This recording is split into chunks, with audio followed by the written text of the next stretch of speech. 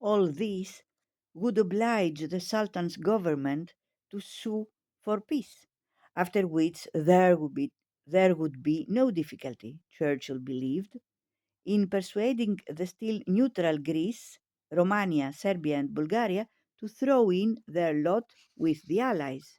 It was a typically Churchillian plan which, had it succeeded, would have greatly shortened the war, but it did not succeed, and for the best part of a century, military historians have been trying to analyze why a plan which at first appeared so promising led to the greatest disaster of the war. The chief problem seems to have been the lack of a concerted overall plan.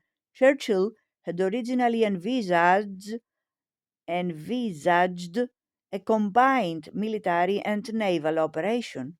By mid January 1915, however, he was advocating an attack by the Navy only, despite the furious opposition of the First Sea Lord, his friend, but occasionally also his bête noire, Admiral Sir John Fisher. Only a month later, less than a week before the naval bombardment of the Dardanelles began, was it decided to send troops in support. This was largely due to the fact that Churchill, who was providing all the energy and drive behind the plan, was only a cabinet minister responsible exclusively for the navy. He had no power over the army. The Secretary of State for War, Lord Kitchener, who did, was half hearted. The Prime Minister, still more so. Had Churchill possessed the authority that he was to enjoy 25 years later, the Gallipoli campaign might well have ended very differently. Over the navy, however, he was supreme.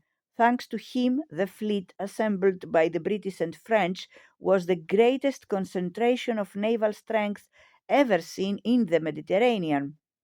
Apart from cruisers, destroyers, and lesser craft, the British had contributed 14 battleships, including the recently completed Queen Elizabeth, whose 15-inch guns, possessed by no other vessel, made her probably the most powerful ship afloat.